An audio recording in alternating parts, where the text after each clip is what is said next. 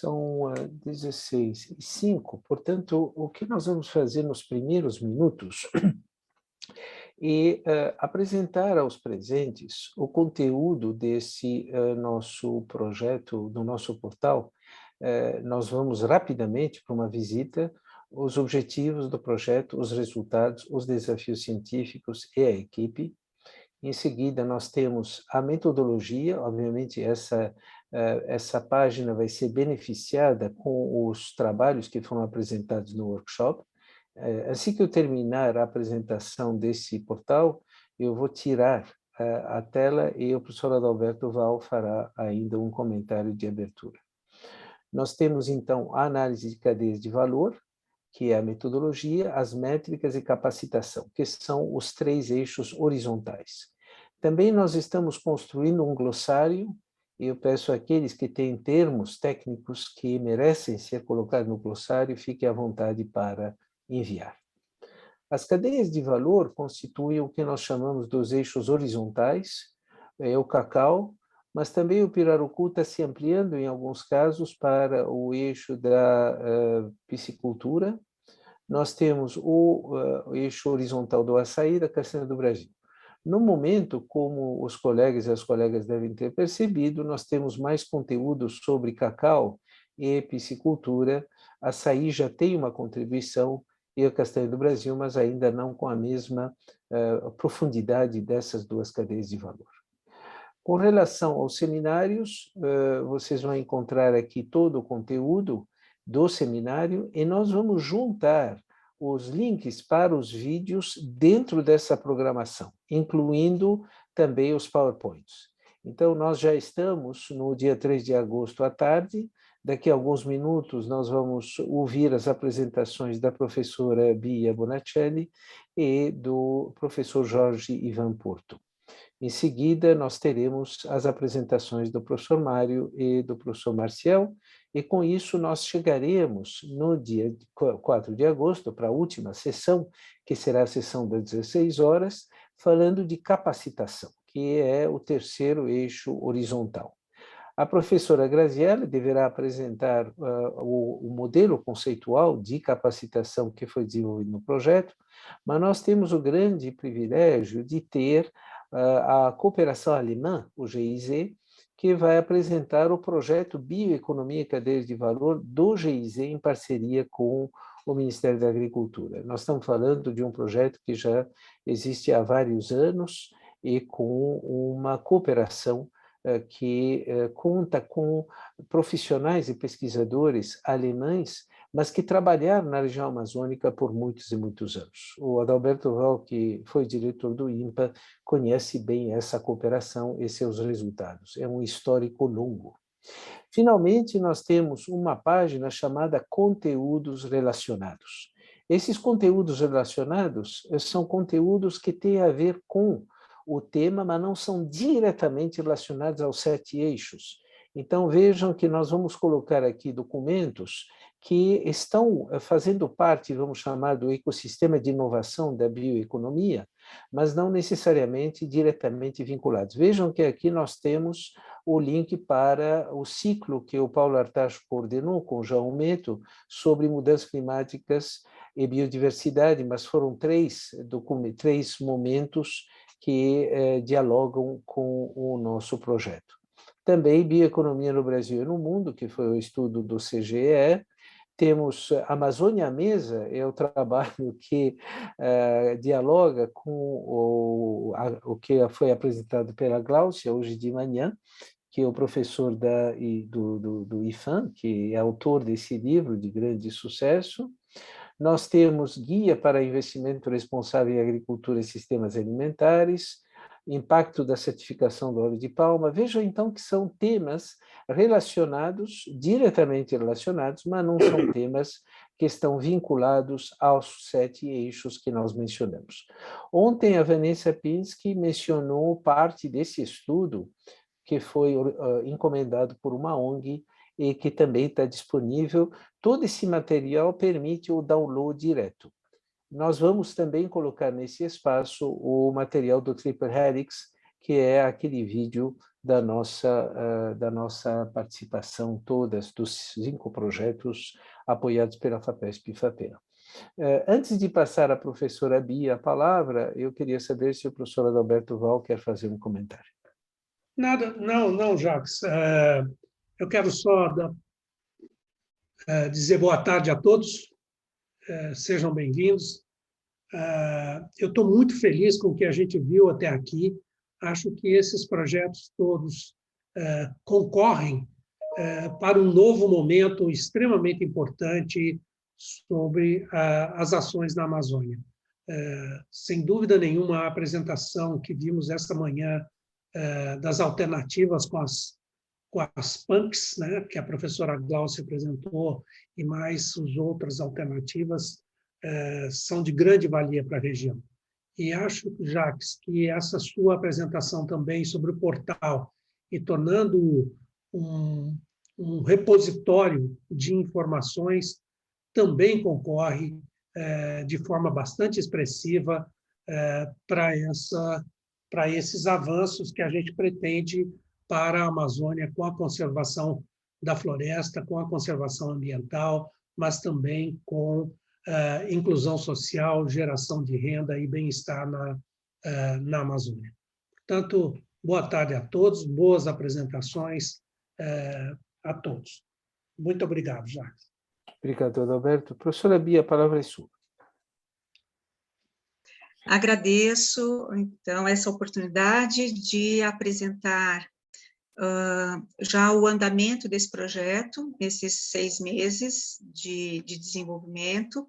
Temos aqui em tela o título, que se trata, então, das cadeias de fitoterápicos da Amazônia, mas o nosso foco é no método, né, num método de priorização e prospecção técnico-produtivas para a integração dessas cadeias.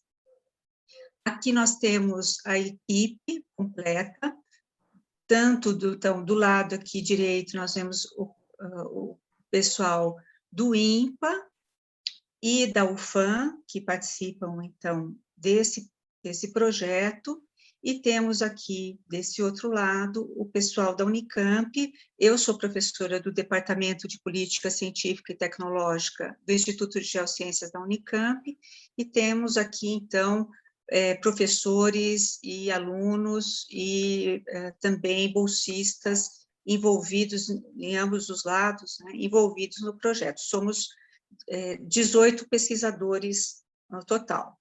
E trazemos conosco algumas competências para o desenvolvimento dessa pesquisa. Então, são diferentes competências que permitem, então,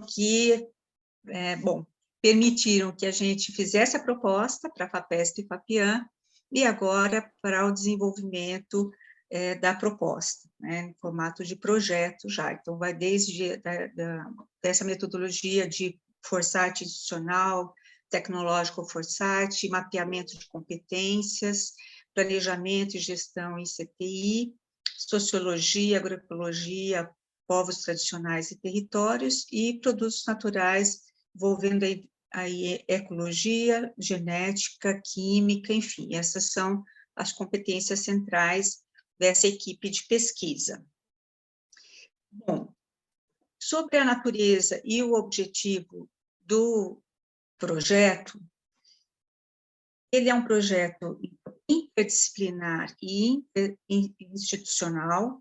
Nós buscamos envolver toda a equipe em diferentes, institucionalmente falando, fazendo esse mix institucional nas várias frentes do trabalho. E o objetivo central, como dito, é o desenvolvimento de método de prospecção e priorização técnico-produtivas, com 2 propósitos centrais: contribuir para a integração da cadeia de fitoterápicos, dado que existem já iniciativas, especialmente ali na região amazônica, para a integração da cadeia de fitoterápicos amazônicos. Então, a nossa proposta aqui é contribuir juntamente com essas outras iniciativas, mas também apoiar stakeholders e policymakers na definição de espécies amazônicas e de produtos e bioprodutos amazônicos no processo de planejamento e gestão de políticas públicas. Então, é um alcance que vai um pouco além da cadeia de fitoterápicos.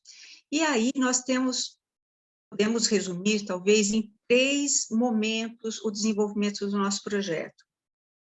Nós estamos justamente nesse primeiro momento, que é o desenvolvimento da proposta que fizemos ali, então, tanto de um âmbito metodológico como analítico e conceitual, a aplicação desse desenvolvimento, especialmente a partir de estudo de caso e da realização de workshops envolvendo os principais atores ou stakeholders nesse processo. Então, seria um desenvolvimento e uma também validação dessa metodologia de um modo participativo.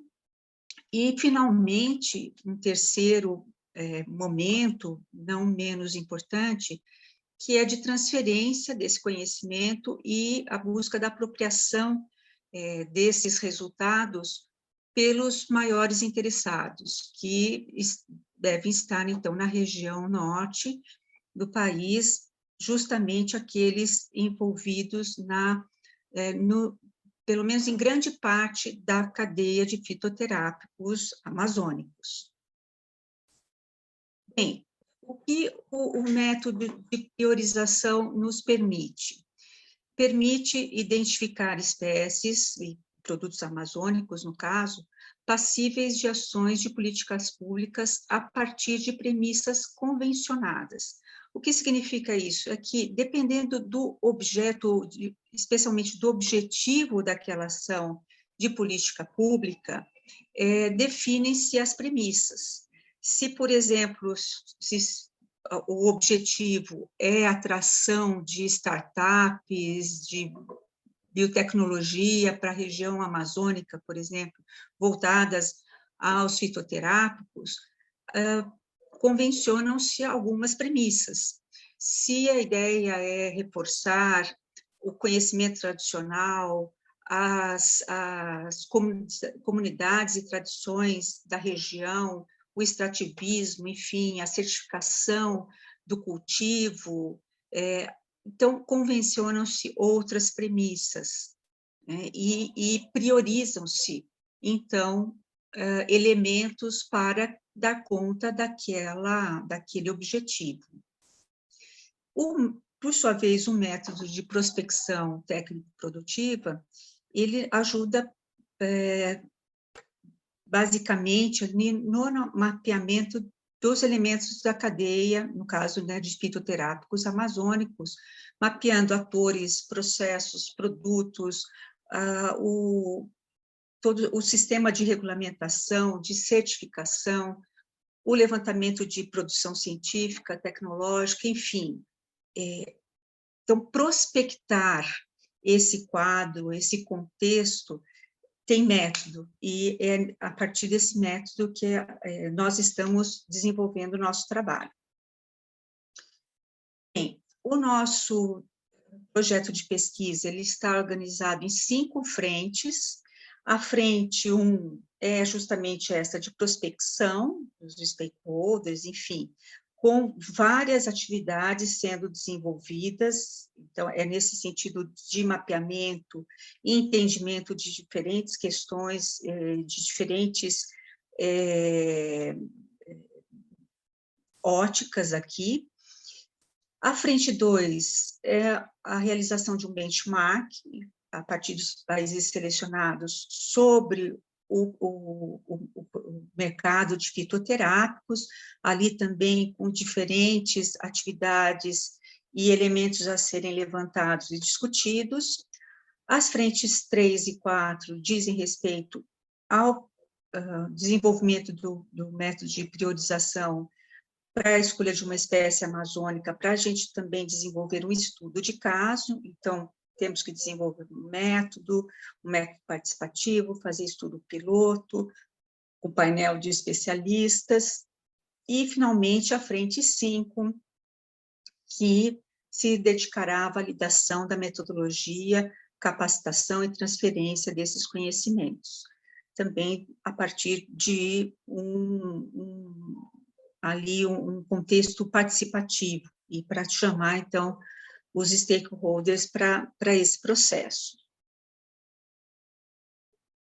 Bem, em 6 meses, nós já realizamos diversas reuniões, tanto reuniões com a equipe toda, como reunião das subequipes, com atas e gravações.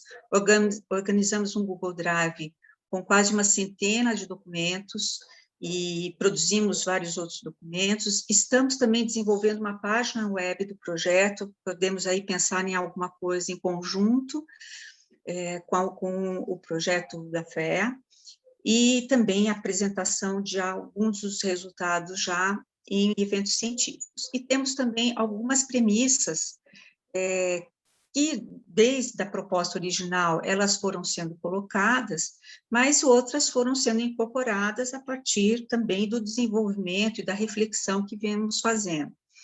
Aí vem desde considerar o bem-estar das comunidades locais, o não crowding out, né, a expulsão, o abandono das comunidades locais ali que estão principalmente no início da cadeia dos fitoterápicos, a manutenção da floresta em pé, desmatamento zero, isso a gente discutiu ontem mesmo aqui, a distribuição de benefícios, então não esquecer, né, isso aí está nas nossas premissas, a descomoditização de produtos não madeireiros, que é o que a gente está estudando, né? Ou seja, a valorização da biodiversidade amazônica, e dar valor a isso, né? Consideração de critérios de sustentabilidade alinhados tanto aos ODS como aos princípios da Agenda 2030, que também aí é um desafio, na verdade, e o uso dos fitoterápicos no SUS, isso é algo que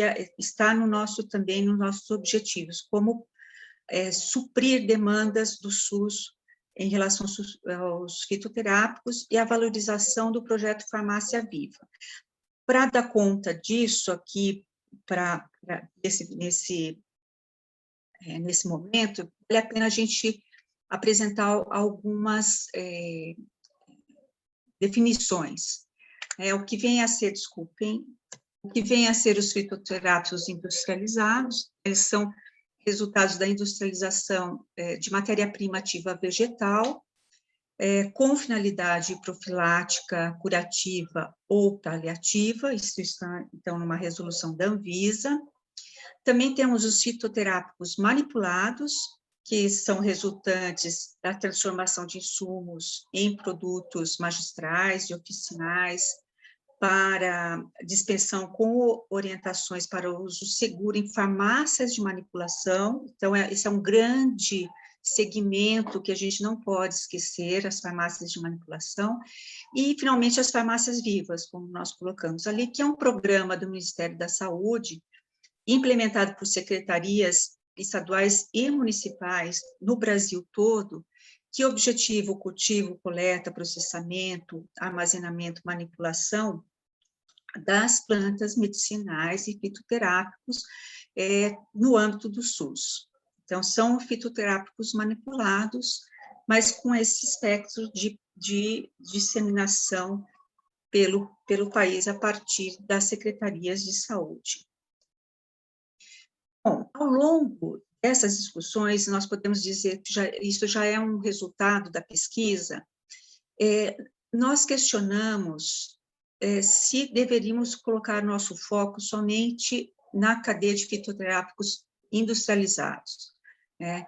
E achamos que nós não podemos deixar de lado os fitoterápicos manipulados e os in natura, e o que também exige mais da equipe de pesquisa, dos nossos trabalhos, entender quem são esses, que atores e tudo mais que está por trás dos manipulados e os fitoterápicos in natura também. E, nesse caso, a gente passou, então, da abstração para escolhemos um caso de fitoterápicos, e esse é um caso de um sucesso, um fitoterápico top amazônico, que é a Oncaria tomentosa. Sentimos essa necessidade, então, de descer, né, de sair dessa abstração. A Oncaria, ela é uma espécie inserida na Rename, ela está presente nas listas do Complexo Industrial da Saúde, o que facilita muito a notificação e registro na Anvisa. Ela é comercializada no Brasil, no mundo, então tem vários tipos de produtos, de segmentos, de indicação de uso. A gente percebe, consegue definir as etapas de processamento, comercialização, de mercado. Nós vamos até apresentar aqui o quadro da Oncaria, né, que é conhecida também como unha de gato, então tem aqui uma ilustração bastante bonita da Oncaria tomentosa, e a unha de gato por causa dessas garras, né, enfim. E temos questões centrais aqui para discutirmos, né, que tanto o valor agregado fora da região amazônica, o maior valor agregado, né, a cadeia fragmentada, é uma boa discussão aqui para fazer com a equipe também da FEA, as dificuldades na repartição de benefícios, desafios relacionados à regulamentação e à certificação. Nós apresentamos já no momento lá da Triple Helix essa amostra de produtos, dos possíveis produtos, né, da Oncaria. Então, e ali a gente tem muitas perguntas, a gente está no momento de avançar nas perguntas, ainda faltando as respostas, né, ainda atrás das respostas. Talvez isso não representa uma cadeia, isso não é uma cadeia, talvez sejam fragmentos de uma cadeia, né, porque nós temos aqui tanto o produto, então, a granel, que ele não é regulamentado, temos produtos não a granel, mas também não regulamentados, mas já com alguma indicação e método de uso. Temos produtos regulamentados, na unha de gato, mas regulamentados para outros setores, mas indicados para doenças. E, finalmente, então, o regulamentado manipulado e o regulamentado industrializado. Esse aqui seria o fim da cadeia, se a gente pode pensar assim. Mas aqui a gente está chamando de fragmentos ou rotas técnico-produtivas, né? E temos várias perguntas aqui.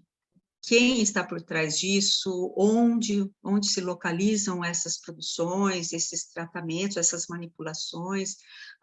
Como se dá a agregação de valor, a repartição do valor, o conhecimento, que tipo de conhecimento está por trás desses produtos, né?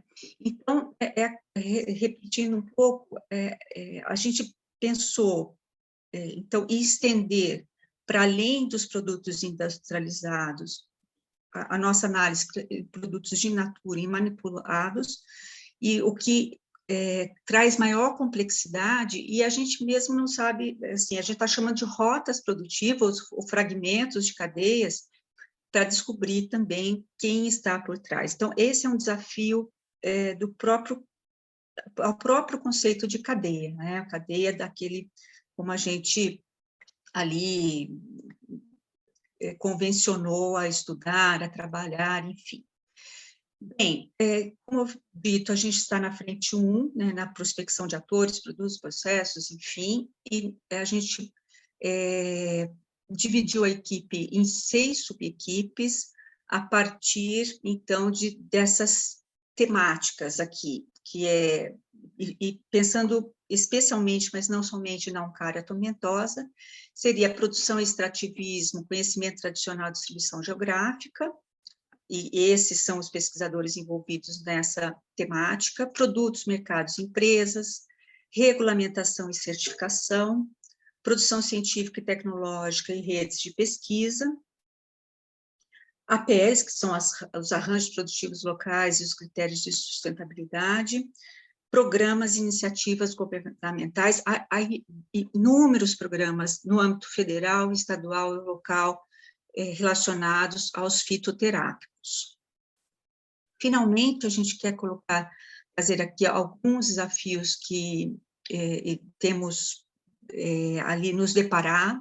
No caso da Uncária, a gente tem que o mercado conta atualmente com apenas 2 empresas do sul e do sudeste do país que possuem registros válidos na Anvisa, que é a Herbarium, que é aquele produto Imunomax, né, que é para herpes, e a Vitalab, com o Artrinon, que é produto para dores articulares. Então, são só 2 empresas com registros válidos, né, porque tem uma lista maior, mas muitas não têm registros, os registros não são mais válidos na Anvisa. A falta ou incoerência de informações sobre os segmentos do mercado de fitoterápicos, então, tanto para os industrializados, mas especialmente para não industrializados, e mesmo para o volume de produção, exportação, importação, a gente tem dificuldade mesmo, a gente acha inconsistência nessas informações, e mesmo da matéria-prima e dos IFAVs, né, que são os insumos farmacêuticos ativos vegetais. Também temos discutido a distribuição geográfica da Uncária tomentosa na Amazônia brasileira, e, ao que parece, é a maior produção no Peru. O professor Mário Tomazello é um especialista nisso, e vamos marcar com ele uma conversa para irmos aí decifrando essas questões. E no levantamento feito aí nessas bases sobre a Uncária, há uma baixa produção de conhecimento científico, o número de artigos na região norte do país, com uma concentração maior aqui no sul, sudeste, mas o Brasil é o maior país, é o país que mais produz esse conhecimento contido em artigos científicos. E, finalmente, então, temos outros tipos de desafios para o entendimento de fitoterápicos em geral e da unha de gato, como tem um problema de escala de produção, irregularidade na entrega da matéria-prima, a qualidade dessa matéria-prima não é estável, tanto o volume quanto a qualidade, e mesmo nas etapas de beneficiamento, o manejo adequado da planta, a integração das redes de P&D e fluxo de conhecimento, essa troca de conhecimento entre os participantes de dessas redes de P&D, número baixo, então, de empresas com licença de comercialização. O que acontece, né, para que haja esse número baixo? O que a gente sabe é que tem mais empresas trabalhando com fitocosméticos do que fitoterápicos, e aí tem um problema relacionado ao cumprimento de requisitos da legislação e certificação, e custos de transação associados, tanto desde as lacunas de informação, com confiança na qualidade do produto e a frequência das transações, enfim, né? E aí nós temos uma hipótese sobre a cadeia da Uncária, que a montante ela é mais difusa e a informalidade é maior, e a jusante, então, é mais concentrada, principalmente ali no finalzinho dela, né? Uma maior formalidade, mas isso é uma hipótese, né? E provavelmente ela não é verdadeira para outras espécies. Nós também temos essa hipótese. Enfim, acho que era isso a parte central que eu gostaria de apresentar, e ficamos aqui à disposição para as discussões. Obrigada. Obrigado, muito obrigado, professora Bia, por essa excelente apresentação, tanto na metodologia como também na escolha de um produto sobre o qual é possível focar com uma hipótese muito mais clara e muito mais objetiva. Eu queria primeiro oferecer a palavra aos membros da sua equipe, caso alguém quiser fazer um comentário. Em seguida, o professor Mário foi citado, caso ele quiser fazer um comentário, já que ele é especialista na espécie, e, em seguida, a professora Silvia Sais. Então, primeiro, se da equipe da professora Bia, existe alguma pessoa que quer fazer algum comentário? Eu gostaria. Sim. Boa tarde a todos, boa tarde a todas. É um prazer estar aqui com vocês. A gente estava preparando nesses dias a apresentação e estamos, assim, com um momento muito especial, porque é um momento sempre de sintetizar coisas nas quais essas várias subequipes vinham trabalhando e da forma mais estruturada possível, né, tentando condensar os achados até esse momento, e eu acho que agora a grande expectativa nossa é justamente essa interação a respeito de vários desses desafios. Eu gostaria, assim, de salientar as nossas expectativas com relação a contribuições de vocês, porque eu sei, assim, que depois que a gente chega a algum tipo de resultado preliminar, as coisas começam a aparecer, às vezes, até meio que óbvias, né? Mas muitas das coisas ali, elas são, eu diria, bem distante do óbvio. E não quer dizer que porque a gente colocou dessa forma, que seja dessa maneira mesmo. Esse momento é muito interessante justamente para questionar um pouco esses resultados. Então, é mais a respeito dessa expectativa mesmo nossa. Muito obrigada. Muito obrigado. Eu queria fazer só uma colocação sobre toda essa discussão que a gente vem travando, né, nas reuniões. É muito difícil escolher não, vamos trabalhar com mais, além dos fitoterápicos industrializados, outros, como os manipulados e a granel. Isso vai trazer muito mais complexidade ao nosso estudo, são outras normas, mas isso está muito linkado à questão da Amazônia, porque a nossa questão ficou muito atrelada. Os produtos a granel, por exemplo, se eles forem bem, se eles cumprirem toda a legislação necessária para ter uma notificação da Anvisa, como drogas vegetais, como chás medicinais, eles vão ter uma valoração ali que a gente não sabe se isso não é mais ou menos importante quando se pensa na Amazônia. Na verdade, fica difícil não considerar tanto esses produtos a granel, quanto também os manipulados que estão dentro das farmácias de manipulação. Claro. Eu queria fazer um registro da presença do diretor da FE, o professor Fábio Fresati, que está aqui entre nós e que mandou um cumprimento também para a professora Bia pela apresentação. Eu poderia comentar, professor, se não houver... Sim, eu queria lhe passar a palavra, sim. Muito bem. Eu, inicialmente, parabenizo a equipe, né? A professora Bia, a professora Rosana, a doutora Nádia e demais membros da equipe envolvidos nesse projeto. Eu só faria primeiro, me coloco à disposição, com certeza, com muita satisfação, contar um pouco do histórico, brevemente. O nosso envolvimento com o estudo de plantas de Hungária e de plantas de outros 2 grupos de plantas medicinais deve-se a um estreito contato que nós temos com os estados do Peru. Inclusive, aqui foi mencionado, me parece pelo diretor científico da FAPESP, da possibilidade de ter um projeto mais amplo, que envolva países que cobrem, né, a floresta tropical da Amazônia.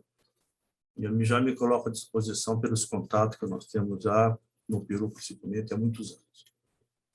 Esta decisão de nós fazermos uma pesquisa sobre Hungária concentrada principalmente no estado do Acre, mas não somente, deve-se à vinda ao nosso laboratório de um estudante peruano na oportunidade de fazer o seu doutorado, e foi feito um extenso trabalho de consulta aos herbários, de expedição e ida a campo, de coleta de material botânico e registros da situação de conservação dessas plantas medicinais. Esta pesquisa não só constituiu na tese de doutorado do Pércio Polito, que tinha já, né, por estar numa região do Peru que utiliza e utiliza essas plantas medicinais de maneira rotineira na população indígena, principalmente, e que nos levou a decidir por esse trabalho. Além da descrição, e falando um pouquinho dos resultados, foi feita uma descrição bastante ampla de toda a parte da planta de Eucária, né? Uma descrição botânica, taxonômica e também anatômica.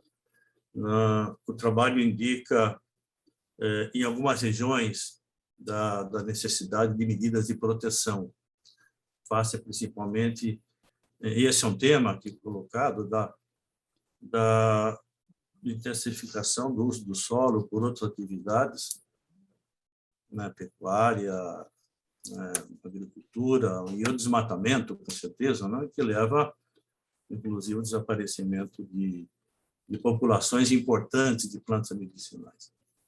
Então,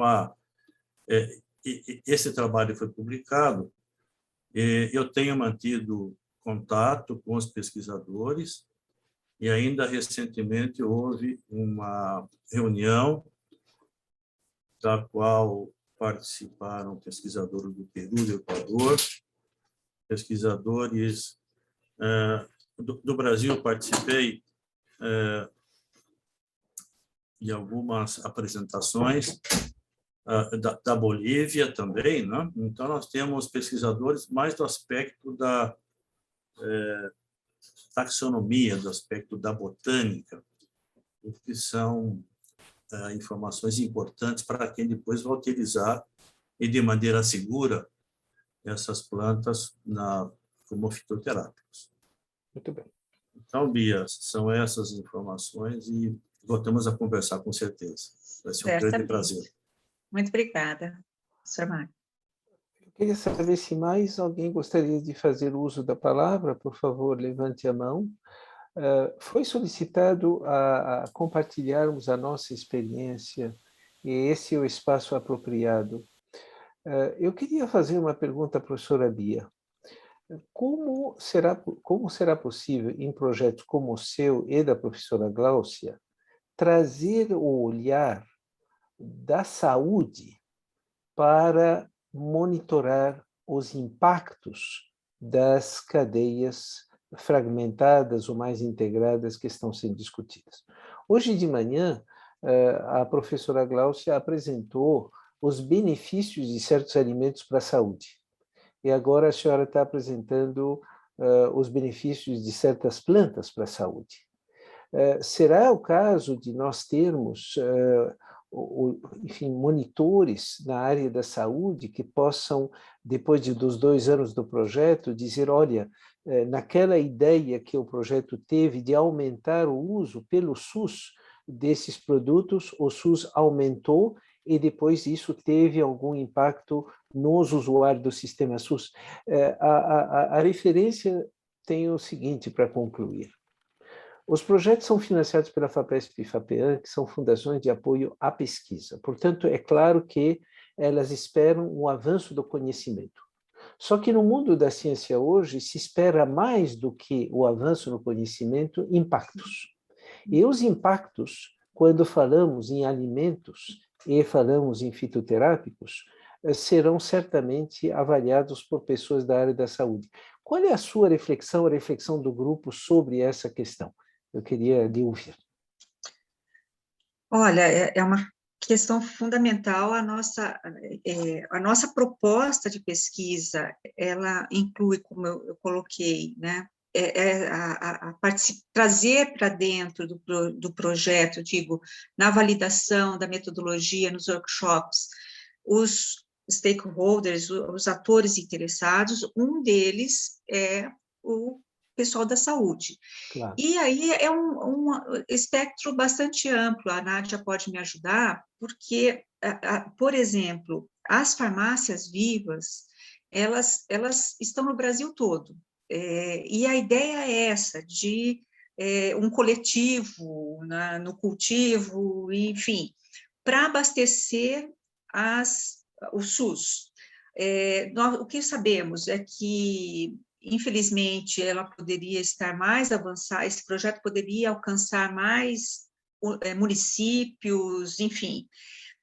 E essa é uma parte, mas tem outra parte também, que nós até colocamos no nosso projeto, até chegar nos alunos dos cursos de medicina, fazer parte do currículo, né? Os fitoterápicos fazerem parte do currículo das escolas de medicina. Aí seria um espectro ainda mais amplo. Mas eu acredito que a Ana Sade e a Nádia podem complementar a resposta. Boa tarde. Fale, Ana.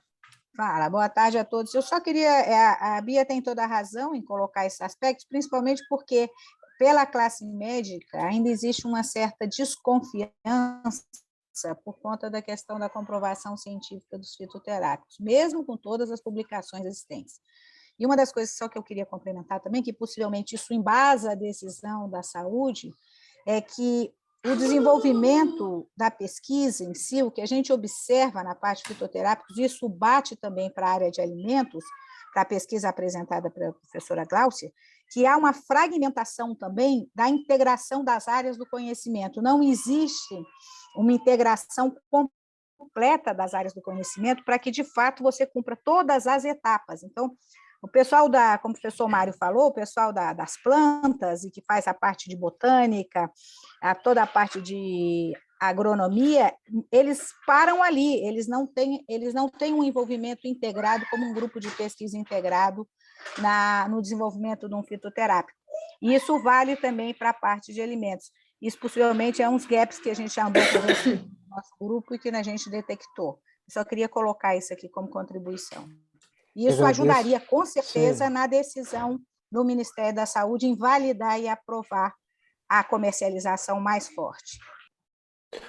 Certamente o projeto coordenado pela professora Bia e pelo professor Porto é o lugar para que esse encontro de stakeholders aconteça e que seja registrado. Eu vou passar a palavra à professora Nádia, depois disso a professora Silvia Sais, e depois eu encerro para passarmos para a apresentação do professor Mário e do professor Marcial. Nádia, algum comentário? Obrigada, professor Markovic. É importante observar que, nesse projeto, nós não temos a intenção direta, vamos dizer assim, de aumentar o uso ou a produção de fitoterápicos, né? Que foi o que o senhor colocou lá. Sim. Quais que seriam as métricas para estar, analisando isso. Mas é de entender o que impede isso e o que facilita isso. Então, a gente sabe, o CBA, por exemplo, né? Ele já tem há 2 décadas, ele foi criado com a intenção de estar ajudando aos produtores locais na certificação desses produtos, etc., e vem fazendo isso ao longo do tempo, mas mesmo assim, né? Então, o exemplo da Oncara, para a gente, está sendo muito emblemático, porque é a espécie top, e a gente vê, nesse pequeno levantamento que a gente fez até agora, a gente precisa aprofundar mais, a gente não sabe quem está produzindo a Oncara no Brasil. A gente tem empresas com fitoterápicos regularizados, a gente tem vários produtos dentro das farmácias de manipulação. Então, é um trabalho de prospecção mesmo e priorização. Era isso que eu queria apontar, que era para que a gente possa, nessa metodologia, entender o que a gente precisa fazer e quais competências a gente precisa agregar para gerar políticas públicas mais robustas, né? Muito obrigado. Muito obrigado. Nessa última palavra, gerar políticas públicas mais robustas. Portanto, é aí que eu acho que o impacto pode ocorrer. É na hora de uma política pública se apropriar do conhecimento gerado pelo projeto. E sim, nós temos hoje metodologias de uso de palavras-chave para verificar como um projeto de pesquisa é utilizado depois de uma política pública. É isso que é a medida, um exemplo de medida de impacto. Não precisa ser o aumento do uso do produto, mas é o fato do resultado de um conhecimento ter influenciado a política pública. Mas é só uma sinalização de um exemplo. O professor Porto pediu a palavra e depois disso queria saber se mais alguém quer falar. O meu é só um complemento. O que nos instigou a estarmos submetendo essa proposta junto com a Unicamp? Então, logo no nascedouro, nós estávamos imaginando que, institucionalmente, né, dentro do INPA, nós temos competências estabelecidas que passam desde a questão do herbário, da descrição das espécies, da questão de você fazer a utilização de métodos químicos, de biotecnologia, de genética, passando por plantio e chegando à parte de saúde, tudo em 4 grandes focos institucionais, 4 coordenações. Então, esse cenário nos instigou a dizer o seguinte: como é que nós podemos prospectar, priorizar e, a partir disso, eu, enquanto coordenador de pesquisa, consigo juntar os atores dentro da instituição, do INPA, para ter um estudo de caso, ou ter um desenvolvimento que vai desde toda a parte de certificação até chegar nessa parte do acompanhamento pelo pessoal da coordenação de saúde. Então, nós temos uma coordenação de biodiversidade, uma de tecnologia e inovação e uma de sociedade e ambiente de saúde, todas sob a tutela da coordenação de pesquisa. Então, a gente se beneficia, né, como instituição, da parceria Unicamp e INPA, com as demais colaboradores dentro do projeto, para podermos aplicar isso também dentro da instituição. Muito bom, muito bom. Que coisa boa ver essa cooperação entre 2 estados tão distantes geograficamente, mas tão próximos em termos de propósito de pesquisa. Antes de passar a palavra para o professor Mário, eu queria saber se mais alguém quer fazer uso da palavra. Muito bem. Eu vou deixar os comentários da professora Silvia para depois das 2 apresentações. Então, professor Mário e professor Marcial, a palavra de vocês. Agradeço muito a professora Bia e o professor Porto pela apresentação e também por esse insight que nós acabamos de retirar, quer dizer, projetos que têm como objetivo alimentar políticas públicas baseadas em conhecimento. E me parece que isso é um elemento importante que nós devemos retirar dessa apresentação. Professor Mário, a palavra é sua. Muito bem, professor. Eu inicialmente agradeço, passo a palavra para o professor Maciel, que vai fazer a apresentação da primeira parte. Então, o professor Maciel está na... Eu vou pedir a Mário, professora... só projetar, por favor. Tá bem, vou projetar aqui, né? Professora Nádia, se quiser baixar a mão, fique tranquilo. Fazer aqui o compartilhamento.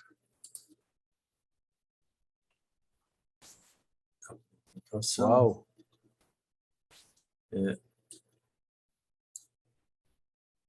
Está aparecendo na tela, Marcial?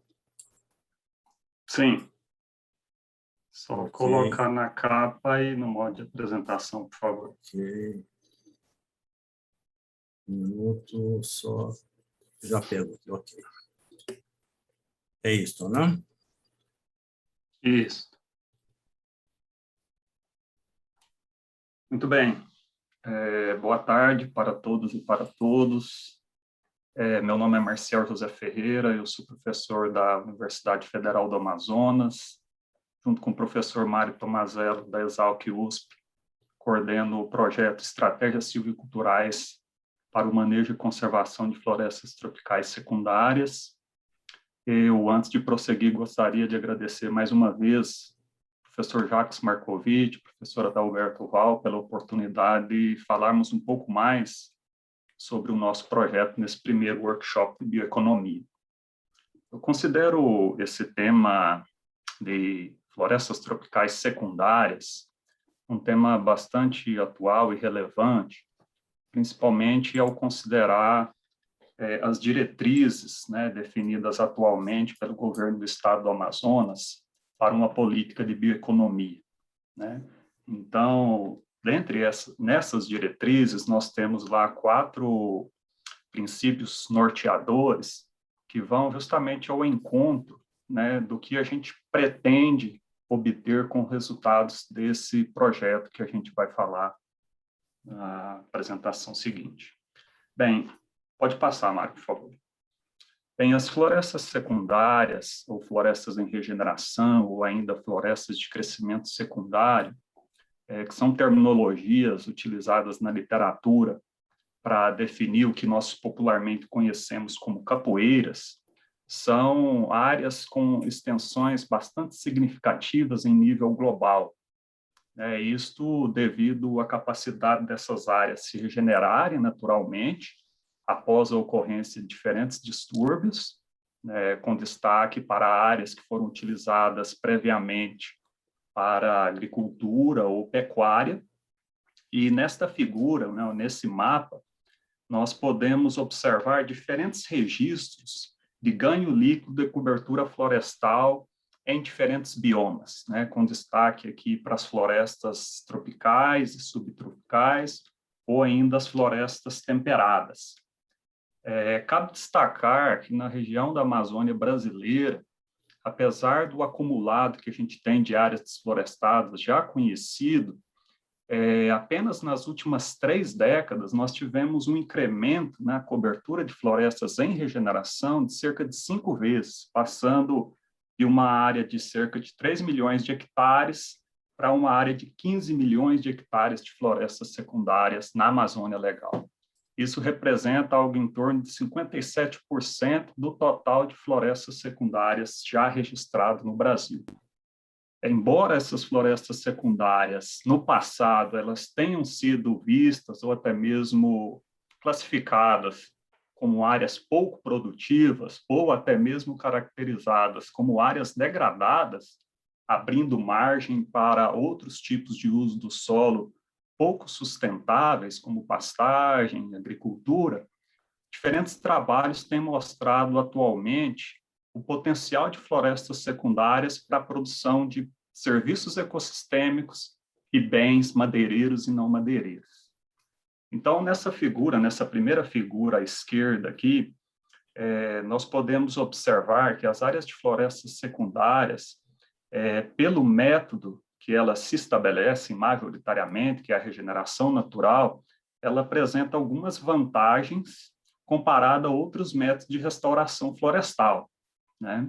Isto quando considerando áreas que sofreram uma menor intensidade de degradação. Então, essas áreas, geralmente, essas florestas apresentam um tempo curto, né, de recuperação da cobertura florestal e um reduzido custo também de recuperação. E, da mesma forma, uma alta capacidade de retorno da biodiversidade dos serviços ecossistêmicos desempenhados pelas florestas anteriormente.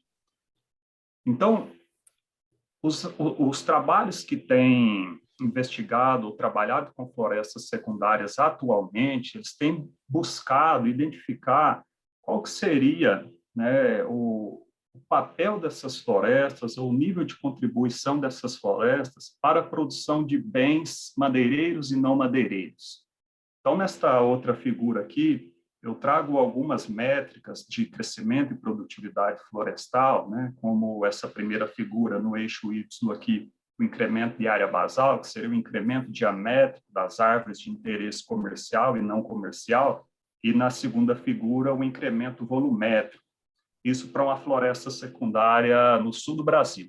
O que a gente pode observar é que essas florestas apresentam, sim, um potencial de recuperação não só das espécies não comerciais, mas também, como destacado nessa linha roxa aqui, ou lilás, um aumento líquido, né, um aumento linear na produtividade de espécies de interesse comercial.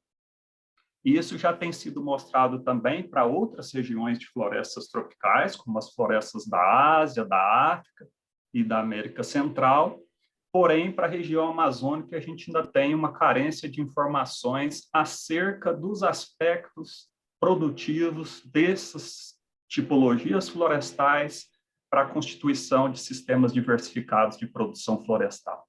Então, isso pode ser definido a partir do que nós chamamos de diagnóstico silvicultural. O que seria esse diagnóstico silvicultural? Ele trata-se basicamente de um inventário florestal, onde nós procuramos levantar informações que vão definir as estratégias de uso mais responsáveis desses ecossistemas. Então, dentre as variáveis que a gente pode levantar, temos a composição de espécies, a estrutura da floresta, né, em relação, por exemplo, à abundância e densidade dos indivíduos que ocorrem, as condições de crescimento das árvores e, por último, a qualidade das árvores que se encontram crescendo nesses ecossistemas. Levantadas essas informações, pode passar, Mano? Aí nós podemos chegar à definição de modelos, né, mais responsáveis, mais sustentáveis de uso desses ecossistemas florestais, comparado ao que tradicionalmente tem sido feito, que é a supressão total dessas áreas. Então, esses modelos, na literatura, eles são baseados em 2 métodos principais, que é o melhoramento de povoamentos naturais. Nesse caso aqui, o inventário já nos dá a informação de que há uma abundância de espécies de interesse comercial na área. Então, essas espécies de interesse comercial, elas estão crescendo em competição com outras espécies, elas precisam ser favorecidas, né? Ou seja, criar condições mais adequadas ao crescimento e produção dessas espécies, e isso é feito a partir de tratamentos silviculturais, que são as nossas árvores de futura colheita nesse povoamento.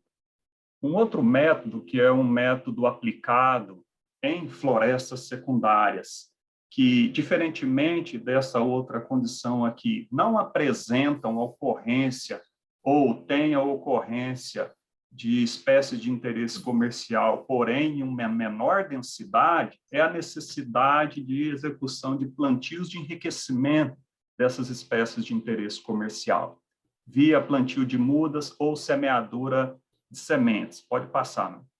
Então, previamente a esses plantios, nós precisamos criar novamente condições adequadas, né, principalmente em termos de disponibilidade de luz, para o pleno estabelecimento e desenvolvimento dessas mudas plantadas. Diante desse contexto, né, a questão principal desse nosso projeto é investigar quais efeitos de tratamentos silviculturais no crescimento e qualidade do lenho, de espécies arbóreas comerciais em florestas secundárias. Temos como objetivo geral avaliar se tratamentos silviculturais contribuem para o manejo sustentável de florestas secundárias na região amazônica. Essa questão e esse objetivo geral, como a gente tem uma tese de doutoramento em andamento, que é a tese do Guilherme Modolo, que inclusive ele está em campo agora, instalando um segundo experimento desse projeto, essa questão e esse objetivo vão se desdobrar nessa tese em várias outras questões mais específicas e também em objetivos mais específicos. Então, os experimentos, eles são realizados na Fazenda Experimental da Universidade Federal do Amazonas, como está ilustrado nessa figura. A Fazenda Experimental, ela pode ser acessada, como a gente pode ver aqui nessa figura menor ao lado superior à direita, a partir da BR-174, que liga a cidade de Manaus ao município de Boa Vista, em Roraima, e na altura do quilômetro 38, nós temos o acesso à Fazenda Experimental da UFAM. Então, nessa Fazenda Experimental, nós temos uma predominância de áreas de florestas nativas maduras, né? A propriedade possui algo em torno de 3.000 hectares, e dentro desse mix de paisagem, nós temos destacados aqui nessas linhas contornadas em amarelo e vermelho, os experimentos que nós instalamos aí para o manejo de florestas secundárias. Nesse primeiro contorno em amarelo, nós temos o experimento 1, né, que é um experimento que já foi estabelecido há 5 anos atrás. Né? Esse experimento é um experimento em andamento, é um experimento que envolve o plantio de enriquecimento, né, de espécies de interesse comercial de usos múltiplos em uma floresta secundária de idade aproximada de 19 anos e 17 hectares.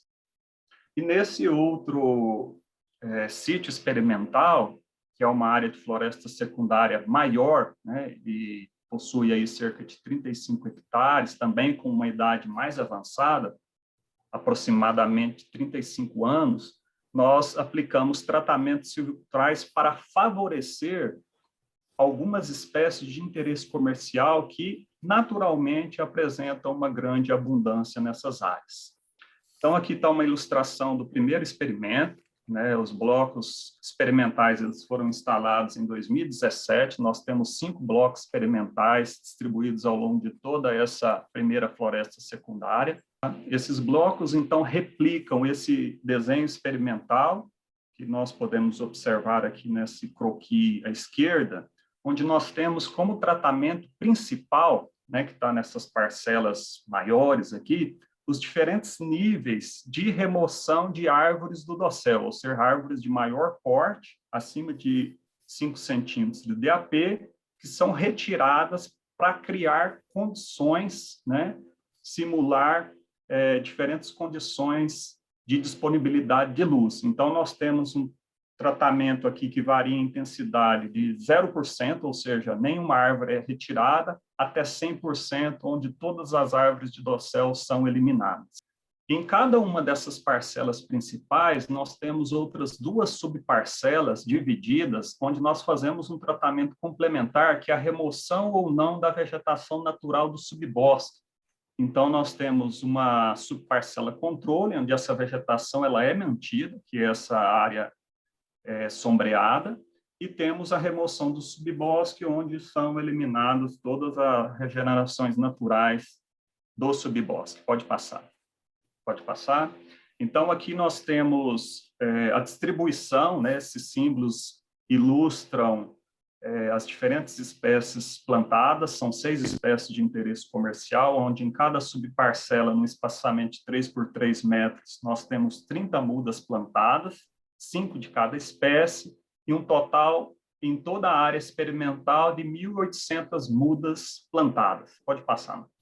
Então, ao longo daquelas diferentes intensidades, né, de remoção de árvores na área, nós criamos um gradiente de abertura do dossel, como vocês podem observar nessas fotografias hemisféricas. Então, nós temos desde áreas mais sombreadas até áreas mais abertas, né, após o tratamento de 100%.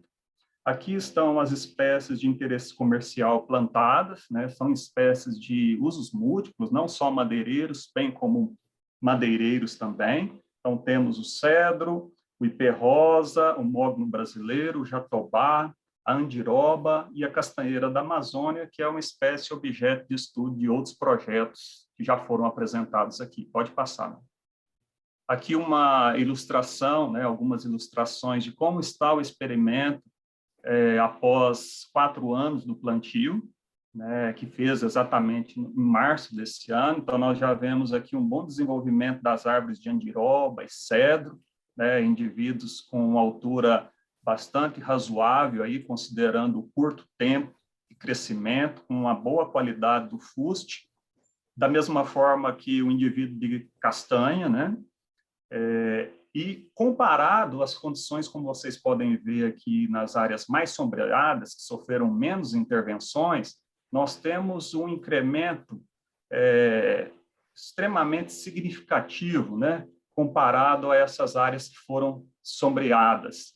Então, nas áreas com menor intervenção, de 0 e 20% de remoção de árvores, nós temos uma alta mortalidade, e somada a essa alta mortalidade, temos uma taxa de crescimento das espécies também bastante inferior quando comparada às áreas com maiores intervenções. Então, no segundo experimento, que é aquele experimento que eu mencionei, onde a gente já tem a ocorrência de espécies de interesse comercial, que é o experimento que a gente denomina aí melhoramento de povoamentos naturais via cortes de liberação, aquele primeiro diagnóstico silvicultural que eu mencionei, nós conseguimos identificar uma alta abundância e densidade de espécies de interesse comercial, principalmente focada aqui nessa espécie que é a Coupia glaba, ou cupiúba. Essa espécie tem uma grande importância comercial, como vocês podem ver nessa figura aqui, foi a espécie com maior produção comercial de madeira a partir do manejo florestal feito em florestas nativas maduras no ano de 2019. E nesse sítio, como vocês podem ver nessa primeira foto aqui à esquerda, a espécie está crescendo sob forte competição com outras espécies próximas, inclusive também com a infestação por lianas, né, os cipós na copa e no fuste. Então, após a identificação e mapeamento dessas árvores de interesse comercial, nós aplicamos os tratamentos silviculturais, que são basicamente a remoção de árvores vizinhas, né, num raio de 2 metros, que estejam competindo com essas espécies, principalmente pela sobreposição de copas por luz, né, e todos os cuidados seguem, né, o que é prescrito lá no plano de manejo florestal, como, por exemplo, a derrubada orientada de árvores, que é o que o pessoal está fazendo aqui em campo, com a amarração de árvores para direcionar a queda após o abate florestal, isso para reduzir o impacto dessa intervenção à floresta remanescente. Então, nessas duas figuras abaixo, nós podemos observar indivíduos com copas já lideradas, que é onde a gente espera haver uma retomada do incremento dos indivíduos após a aplicação dos tratamentos silviculturais.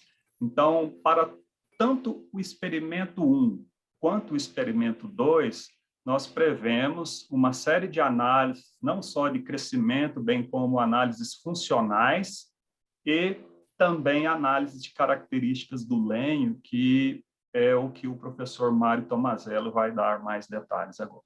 Mário, por favor. Muito bem. Somente para esclarecer, né, toda essa metodologia, professor Marcial detalha, né, nessa primeira parte da apresentação, consiste um pouco em repetir o movimento da própria natureza. A natureza demora, na realidade, alguns séculos, eventualmente até alguns séculos, e esses procedimentos silviculturais visam acelerar todo o processo de maturação de florestas, e principalmente a seleção de árvores de espécies que tenham valor agregado, dentro dos princípios aqui discutidos da própria bioeconomia. Eu vou na segunda parte da apresentação, falar um pouco sobre alguns aspectos que eu já apontei no cafezinho ontem, quando eu mencionei que nesse workshop nós temos, pelo menos da parte de nós especialistas na área de florestas, né, apresentação de novos conceitos, novos termos de outras especialidades. Não sem razão, o professor Jacques sugere a montagem de um glossário que eu acho importante, de modo que os diferentes projetos e especialidades possam se conversar e se entender a partir do entendimento dessas palavras-chave. O segundo ponto que eu indiquei também, né, brevemente, foi a palavra, o que nos une dentro desse grupo bastante importante, eu diria até heterogêneo em termos de especialidades. Qual a convergência dos interesses? Né? E eu menciono que a convergência do nosso interesse reside na floresta, no sentido mais amplo possível, da importância da floresta e tudo que nela, né, se encerra e comporta. Tanto que, né, dentro das várias apresentações aqui feitas, fala-se na reconsideração, na avaliação do desmatamento zero, tal nível da importância da floresta e tudo o que nela contém, não? Flora, fauna e tudo, não? A elevada complexidade em termos de uma floresta tropical da Amazônia. No nosso projeto em especial, nós estamos estudando as árvores, não? Eu mencionei também da importância de nós definirmos indicadores ou parâmetros de avaliação, e, no nosso caso, esses parâmetros eles foram aqui apresentados em parte pelo professor Marcial, e eu vou agora fazer algumas indicações de também indicadores e parâmetros ligados ao crescimento da árvore e à presença de estruturas especiais formadas no lenho do tronco das árvores, chamadas de anéis de crescimento anuais. Eu vou tentar aqui também me apropriar de alguns termos da bioeconomia e que foram aqui apresentados, né? E da melhor maneira possível inseridos nessa segunda parte da apresentação.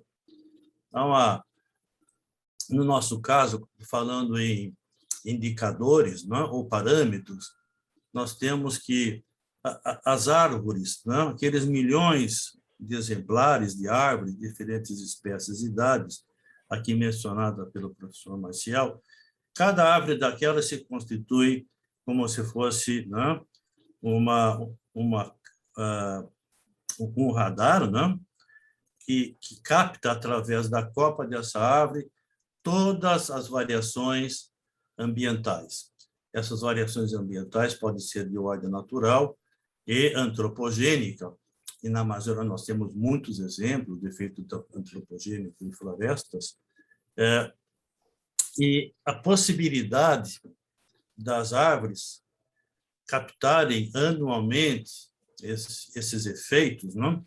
De variáveis tanto naturais como antropogênicas, possibilita a construção de cronologias em larga escala de tempo no passado e possibilitando a previsão e modelagem para o futuro. Nós vamos verificar, né, em seguida, a estrutura desses anéis de crescimento anuais, mas já aqui fazemos e adiantamos que esses anéis são potencialmente importantes para, primeiro, reconstruir o crescimento em diâmetro do tronco das árvores em florestas naturais e relacionar esse crescimento com as técnicas de manejo sustentável, a que o professor Marcial faz menção, e, da mesma maneira, a qualidade do lenho produzido por essas árvores.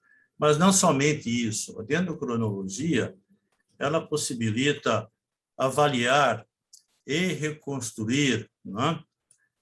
Avaliar as mudanças climáticas, importantes, né? Nós estamos discutindo isso em vários ambientes, em seminários, o efeito das mudanças climáticas no ambiente amazônico e também dos eventos climáticos extremos. Eu diria que uma das únicas, e talvez a única ferramenta a fazer essa análise com elevado grau de acurácia seria os anéis de crescimento. Da mesma maneira, esses parâmetros ou indicadores importantes, né, para a sustentabilidade das atividades vinculadas à bioeconomia, a cadeia de valor sustentável. Então, aqui se falou bastante sobre cacau, sobre açaí e outras castanhas, né? E a possibilidade de utilização dos anéis de crescimento como indicadores é muito interessante e viável para aferir se essas plantações ou populações naturais têm o grau de sustentabilidade desejável para uma cadeia de valor, né, sustentável. Da mesma maneira, esses parâmetros, indicadores, podem ser aplicados na avaliação da vitalidade das árvores. Falou-se aqui em plantações, populações naturais de seringueira, árvores que já estão perdendo o seu vigor e a produção de frutos e sementes, fundamental a utilização desses parâmetros para uma produção de longo prazo, atendendo às demandas das populações que necessitam dessa cultura para o seu como fonte de renda e sustento, né? Para seu próprio conforto. Esses anéis também podem ser aplicados na avaliação da sanidade das florestas como um todo, do meio ambiente e também das comunidades, uma vez que há uma forte relação entre vitalidade das árvores, produção de frutos, produtos não fibrosos e o próprio conforto e a estabilidade das comunidades, das populações em que vivem na floresta. Esta imagem traz um pouco mais de detalhe do que nós denominamos anéis de crescimento anuais e que são produzidos em função da sazonalidade do clima. Temos aqui um exemplo de uma metodologia de amostragem não destrutiva. Nós não precisamos derrubar árvores para fazer análise dos anéis de crescimento que apontam, primeiro, a idade da árvore. Então, a grande pergunta que se faz na Amazônia, qual a idade da árvore ou das árvores da Amazônia? Isso nós podemos responder através da análise, primeiro, da interpretação da estrutura anatômica dos anéis de crescimento, a delimitação desses anéis de crescimento e depois a contagem dos anéis de crescimento. Então, nós estamos vendo aqui, no caso de cedro, né, Cederella odorata, duas figuras, uma estrutura chamada microscópica e uma estrutura macroscópica, e que evidencia o anel formado no ano X, do ano seguinte, X mais 1, X mais 2, X mais 3, até, né, um total que pode atingir cerca de 400 anéis de crescimento e que contam, conforme eu mencionei, o histórico de vida desta árvore, mas e também o histórico do meio ambiente, uma vez que essas árvores de cedro, as suas copas estão capturando todas as variações e registrando no seu próprio leito. Esta figura mostra uma série cronológica que a gente chama básica ou mestra, não? E que destaca uma série cronológica relativamente curta. Eu vou apresentar depois uma série mais longa, que vai até aproximadamente 1930, e que destaca aqui períodos em que as árvores, essa é uma amostragem de pelo menos 20 árvores, destaca períodos de menor crescimento, períodos de maior crescimento, e essa alternância de crescimento, de taxas maiores e menores de crescimento, esses períodos são indicativos de fase de extremo período de seca e fases de fase de maior precipitação. Então, nós podemos, através da interpretação das cronologias, fazer inferências em relação às condições de sanidade das populações florestais e, certamente, relacionando períodos de seca com outras culturas, não? Aqui mencionadas, inclusive, por exemplo, a biologia dos peixes, a biologia dos insetos, das bactérias, uma vez que o clima ele afeta não somente a árvore, mas todo o ecossistema da Amazônia de maneira bastante significativa. Então, essas técnicas, tendo cronologia, são interessantes, específicas e têm uma elevada aplicação na avaliação de mudanças climáticas e outros parâmetros elencados para vocês. Esta imagem, ela mostra, então, segmentos do lenho do tronco, né, com evidências dos anéis de crescimento, através das metodologias aplicadas em nosso laboratório, e que temos aqui os chamados perfis da microdensidade. Então, são variações importantes na estrutura, os aspectos e parâmetros físicos do lenho, e esses anéis de crescimento permitem a determinação a cada ano, né, numa acurácia anual, de elementos minerais e metais pesados. Isso é fundamental para a Amazônia, em função de práticas de mineração, em que há a contaminação do ambiente por mercúrio, a nutrição e vitalidade das árvores. Não? Nós podemos fazer reconstrução climática a partir de análise de isótopos estáveis do enriquecimento, a fixação do carbono dentro do importante ciclo de carbono em florestas, da própria ciclagem de nutrientes e outros fatores, como a aferição e a datação de eventos de incêndios florestais. Há uma série longa de anéis de crescimento e o respectivo perfil da microdensidade que delimita os anéis de crescimento anuais. Então, nós temos aqui, pelo menos, dois slides finais, que eu acho que tem uma aplicação especialíssima para as condições da floresta amazônica, floresta amazônica. Esse trabalho foi feito pelo Gabriel, que hoje é parte da nossa equipe, pela professora Ana Carolina, pelo David Esteio, da UFLA e de Arkansas University. Foi feita aqui a reconstrução da vazão do Rio São Francisco, não? Ao longo de um grande período, fundamentado em anéis de crescimento, desde 1842 até o ano 2015. Esta linha base separa os períodos das grandes secas ao longo, não? Da bacia do Rio São Francisco e os períodos de maior precipitação. Eu destacaria aqui, uma vez que nós estamos falando em qualidade de vida, em segurança alimentar, inclusive das populações da Amazônia, a grande seca que ocorreu no Nordeste, em 1875 a 79, e novamente a seca se repete. Nós temos aqui a identificação da seca no anel de crescimento de árvores de cedro, né? 1915, 32, novamente secas que levam, né, a alto nível de mortalidade, e novamente a crise do Brasil de energia que ocorre no ano 2015. Então, essa reconstrução do fluxo, né, do Rio São Francisco pode e deve ser aplicado em algum dos principais rios da floresta amazônica.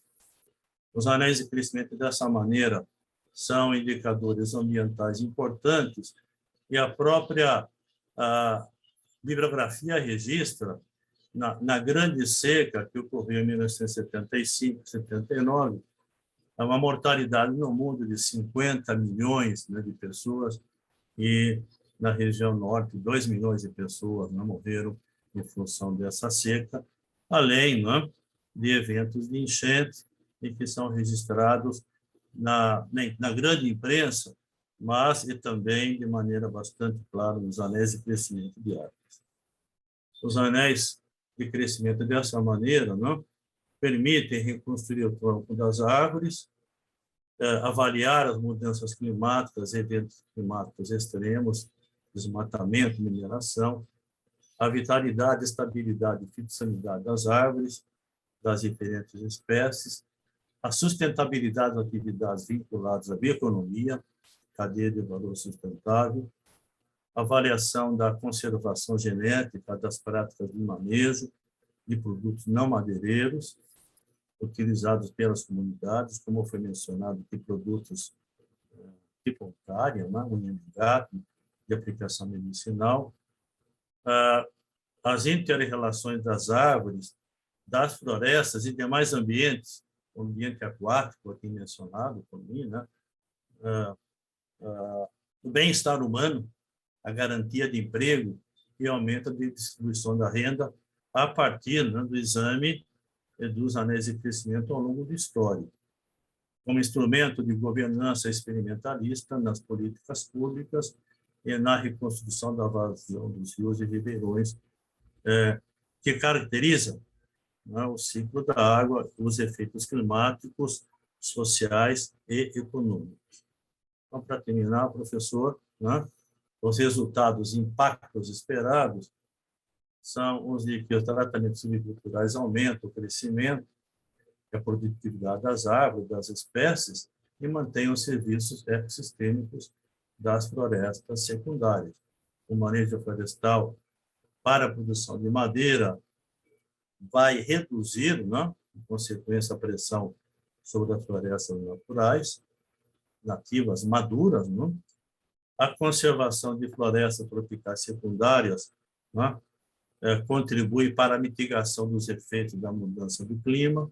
E os anéis de crescimento são indicadores potenciais para avaliar as mudanças climáticas, a sustentabilidade de atividades vinculadas à bioeconomia, cadeia de valor sustentável, a vitalidade das árvores, das florestas, do ambiente, das comunidades. Apresentando a equipe de trabalho, nós temos o professor Marcial da UFAM,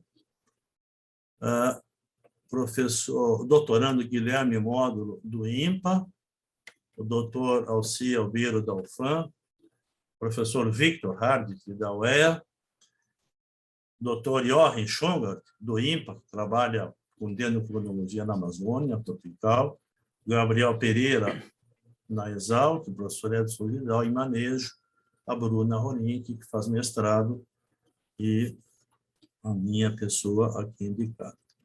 Então, são este é o conteúdo da apresentação e nós agradecemos a todos pela atenção. Nós que agradecemos, professor Mário e professor Marcial, pelas duas apresentações. Eu acho que nós temos aqui o conhecimento científico, que foi apresentado na segunda apresentação e que alimenta a primeira, que permite chegar e intervir de tal forma que a natureza passa também a ser geradora de produtos e de serviços a serviço da conservação ambiental. Eu queria parabenizá-los em nome dos presentes. Nós vamos ter poucos minutos para a parte formal, porque certamente algumas pessoas vão ter que se retirar, mas eu quero reservar 5 minutos para aqueles que quiserem fazer uso da palavra, e nós vamos permanecer depois para uma conversa informal, de tal forma que aqueles que tiverem mais tempo, e eu me incluo nesse grupo, poderão conversar tanto com toda a equipe do projeto do professor Porto e da professora Bia, como também o projeto do professor Mário e do professor Marcial. Eu queria saber se mais alguém gostaria de fazer uso da palavra. Professora Silvia, algum comentário final antes de nós encerrarmos?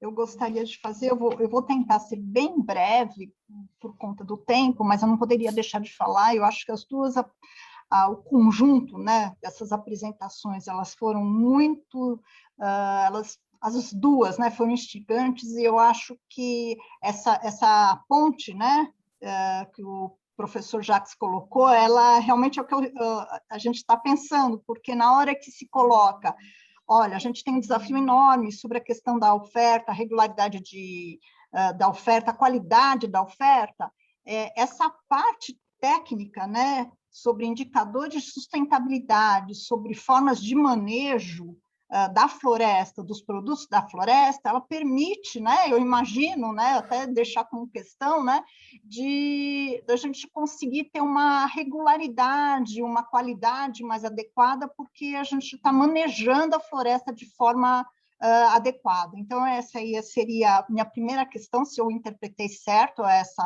essas suas apresentações, né, que não é minha área, mas eu achei muito, acho que a gente começa a pensar em várias correlações, né, como foi colocado, eu acho bastante interessante. E a segunda, falar rapidamente sobre a apresentação da Bia, e também sobre a observação, acho que da Nádia, né, que ela falou que parece que tem questões óbvias, mas não são, é exatamente isso, né? Depois de a gente estudar tanto, a gente chega a algumas conclusões que para nós é óbvio, mas não são nada nem um pouco óbvias, né?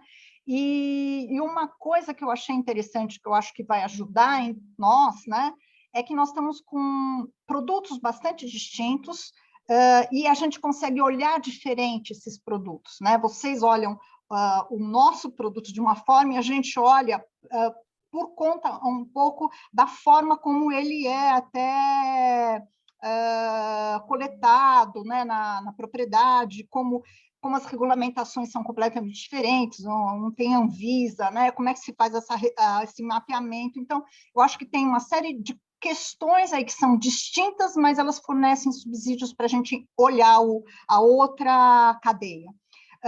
Mais do que isso também, eu achei muito interessante essa colocação das questões das startups. Eu acho que as startups elas podem fazer uma conexão muito grande com a conservação da cultura, a preservação. A gente precisa saber que startup que a gente está falando, mas eu acho que ela possibilita isso. Então, acho que esse é um gancho legal que a Bia colocou, gostei disso. A hipótese dela de informalidade grande nas primeiras etapas, de certa forma, eu acho que isso é uma tendência meio geral, até nas cadeias que nós estamos estudando, por conta da gente estar tratando de um bem comum, né? Então, como que ela se organiza? Então, é muito mais difícil essa organização dessas cadeias, e resultando tudo isso, depois de que vocês falaram, que a gente apresentou as nossas apresentações, a gente começa a imaginar que, na verdade, a gente tem uma intersecção muito grande, porque as atividades é um conjunto de atividades. Eu acho que o que o professor Adalberto falou, são diversidades. Na verdade, a propriedade, a comunidade que a gente vai tratar, ela não está restrita a um produto, é um portfólio de produtos. Então, a gente vai ter que realmente pensar nessa intersecção, porque, na verdade, na hora que a gente consegue, de certa forma, dar uma qualidade de vida, uma relação melhor, né, entre fornecedores, e mais justa, mais equânime na cadeia, de certa forma, a gente acaba aumentando o poder de barganha, né? Porque ele tem um portfólio de produtos, né? E eu acho que isso ele agrega a questão da mulher, né? Porque, em geral, a gente sabe que mulher ela acaba tendo um determinado tipo de atividade que é diferente, mas, no fundo, elas podem se entrelaçar e aumentar a renda da comunidade como um todo. Ou seja, eu acho que tem uma série de questões aqui que a gente vai ainda ter que se defrontar e pensar muito, mas eu acho que foi muito rica esses dois conjuntos de apresentação, e eu acho que eles realmente ajudam muito a gente pensar o nosso desafio aí de manter a floresta em pé. Eu acho que era isso que eu queria falar, e realmente eu fiquei muito encantada com as apresentações. Eu lhe agradeço, professora Silvia. Eu penso, nós temos o comentário da professora Bia. Por favor, professora Bia, a palavra é sua. E depois do professor Jorge Porto. Sim, na verdade, eu fiquei na cabeça com algo que a Vanessa falou ontem. Uma das hipóteses, acho que ela colocou dessa forma, né? Se uma cadeia de valor fragmentada é uma cadeia frágil. E isso está intimamente ligado com o que nós percebemos no nosso caso. Que é por isso que a gente não está chamando de cadeia da Uncária, porque a gente são vários segmentos, a gente nem sabe, a gente está chamando de rotas ali. E essa questão, né? O que significa uma cadeia forte ou uma cadeia frágil, e se, como eu já coloquei, né, se industrializar e regulamentar significa que isso tudo está resolvido, né? Então, isso traz uma complexidade muito maior para o nosso projeto. Ele já não é simples. Acho que nós, assim, todo dia a gente fala, nossa, nós prometemos isso também, e isso vai trazer uma complexidade maior, porque a gente quer entender, na verdade, questões que não estavam previstas, né, anteriormente, a priori, ou, né, no primeiro momento. Mas acho que a gente não pode se furtar disso. né? Se a gente quer fazer uma coisa séria, ainda mais se a gente está pensando em todas aquelas premissas. Enfim, eu acho que aí, se a gente não juntar os esforços, aí vai ficar mais difícil. Então, aqui, acho que a gente tem um desafio pela frente, eu penso muito, né, no trabalho que sempre a gente se cercou dos trabalhos da professora Silvia, e aí, então, acho que seria muito interessante a gente trocar, né, essas experiências e fazer esse desafio em conjunto, né? Porque acho que tem bastante coisa ali que a gente pode realmente trocar mais figurinha e fazer mesmo, né? Trocar as ideias, porque a gente tem muitas perguntas, muitos questionamentos assim, né? Para a gente poder avançar.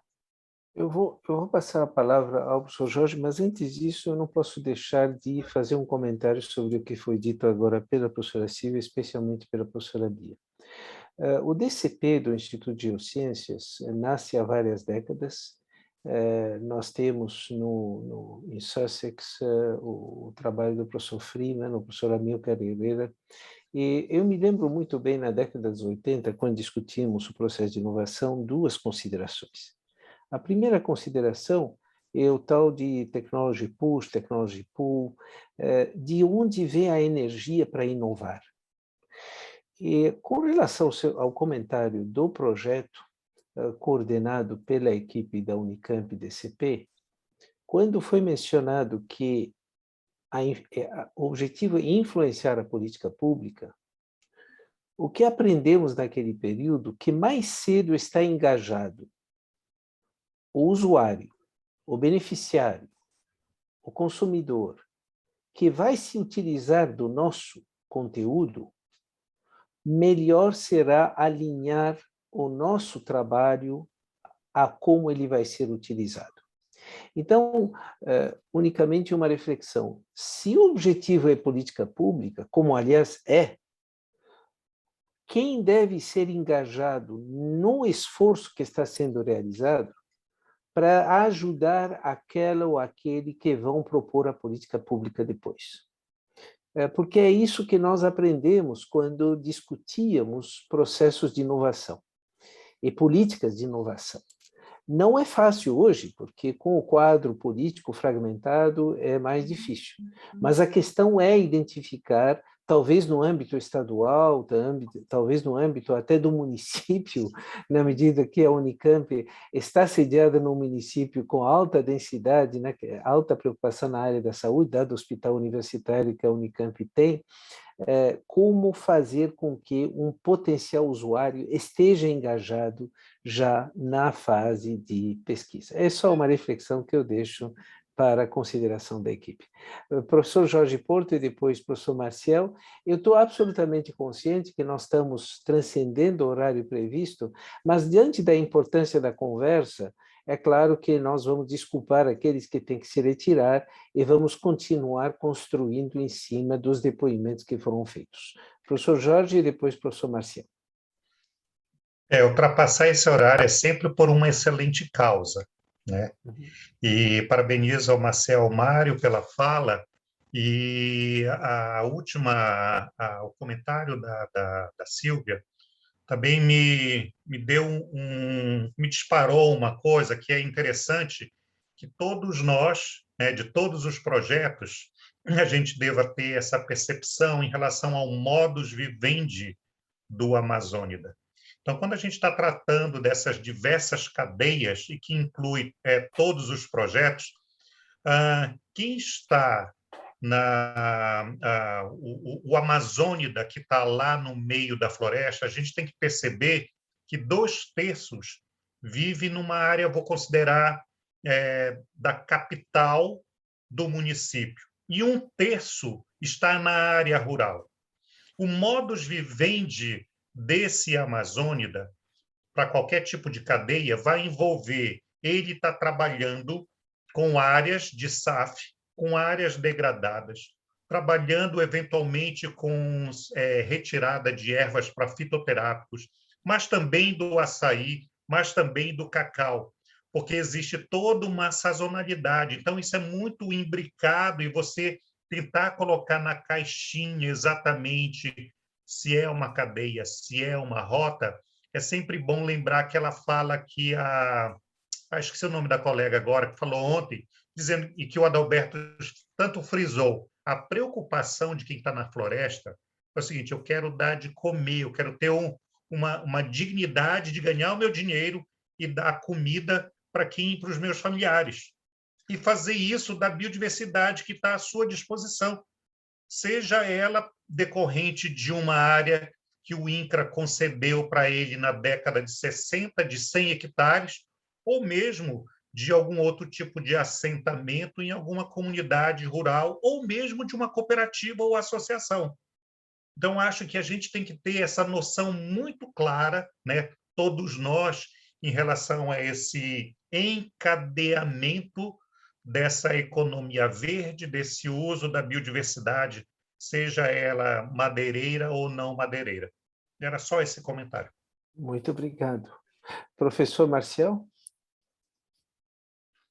Bem, eu só queria abordar a questão da professora Silvia, obrigado pelo comentário, professora, acerca da regularidade da oferta, né? E esse comentário baseado em 2 produtos florestais, madeireiro e um não madeireiro.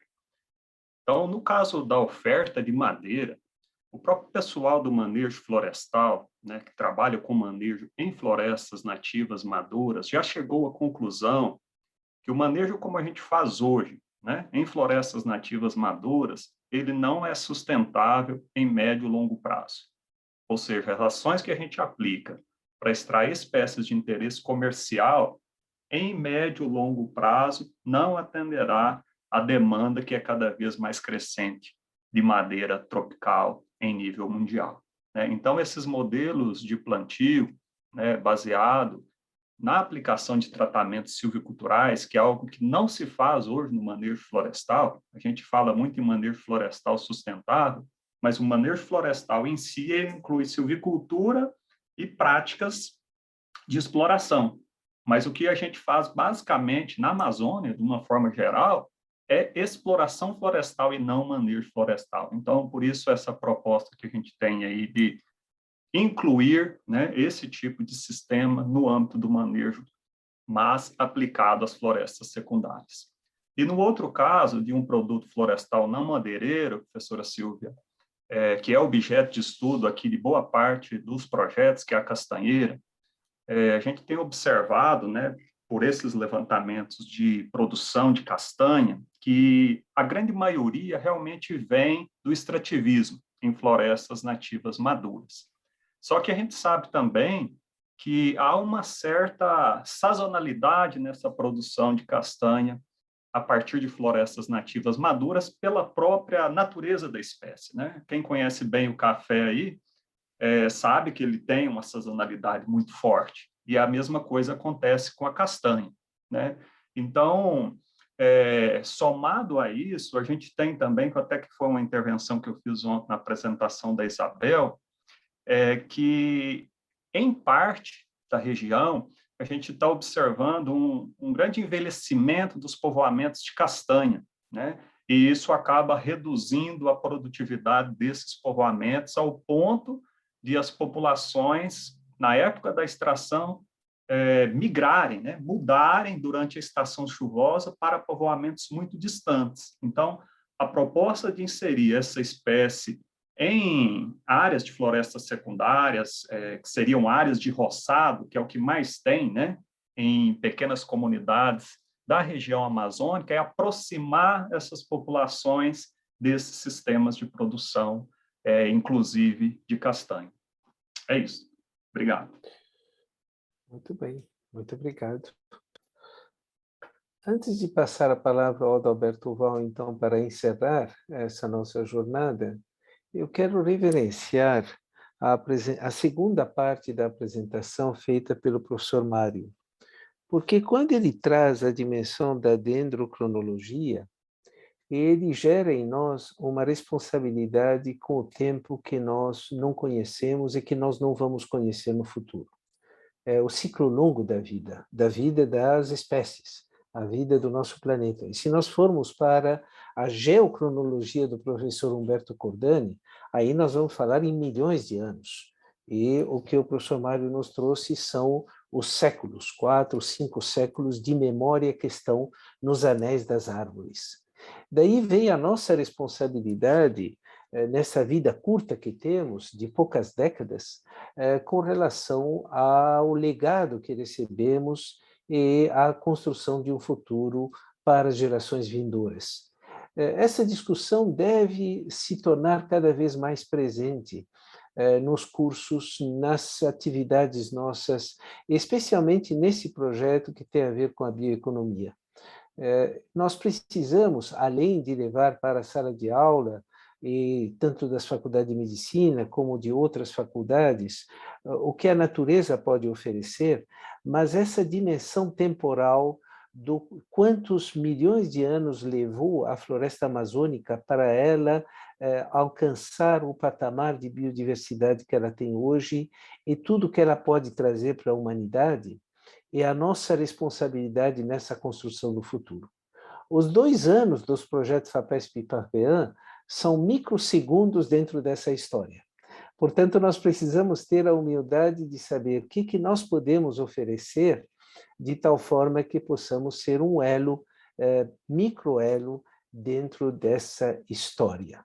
E toda a colaboração será necessária para, ao mesmo tempo, gerarmos resultados rigorosos, relevantes, mas, ao mesmo tempo, um mínimo de impacto, que seja em políticas públicas, que seja no avanço do conhecimento, que seja especialmente no bem-estar das comunidades, começando pelas comunidades da Amazônia, mas também indo para as comunidades de outros estados do Brasil, especialmente o estado de São Paulo, cujo contribuinte financia esse projeto. Com isso, eu quero passar a palavra ao professor Adalberto Val. Esse é o nosso penúltimo dia.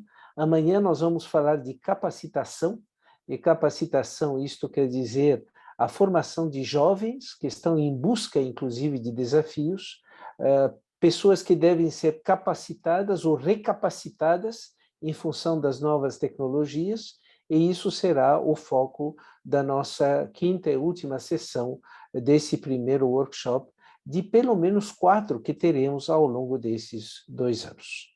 Adalberto Val, a palavra é sua para encerrar a nossa jornada. Jacques, você sistematicamente torna a minha vida mais difícil. Com essa tua fala, o que eu posso dizer, o que eu posso acrescentar? Mas eu queria concentrar nas apresentações. Eu acho que as apresentações de Bia, Jorge, Mário e Marcial foram apresentações fantásticas. E o que eu acho que a gente... Uma mensagem que vem disso tudo é o seguinte: nada é óbvio na Amazônia. Sabe, Maria Silvia, é uma coisa que a gente tem aprendido, né? Aquilo que a gente acha que a gente entende, basta começar a estudar que você percebe que não entende nada. E quanto mais a gente estuda, mais a gente acaba se certificando de que não sabe nada, né? E muitas vezes a gente tenta buscar soluções para os desafios amazônicos, que são cenários complexos, fora desses cenários. E as soluções estão ali, dentro dos próprios cenários. Portanto, eu acho que a mensagem número 1 é: vamos estudar esses cenários para a gente poder entender esses cenários, para tentar buscar uma solução, né? Eu me lembro ainda, menino, estudando o livro do Odum, lá em São Carlos, no curso de Ecologia. Acho que levou muitos anos para a gente formular o conceito na ecologia de que aqueles organismos que dependem de um único recurso ambiental são muito mais vulneráveis do que aqueles que são dependentes de vários recursos ambientais. E eu acho que a gente vê isso no interior da Amazônia de uma maneira geral. Tá certo? A ideia de ter uma diversidade de produtos, tá certo, dá uma resiliência maior àquele que vive no interior da Amazônia. É o conceito da ecologia. Mas a gente não ensinou esse conceito para esse para esse povo que está lá. Eles aprenderam sozinhos.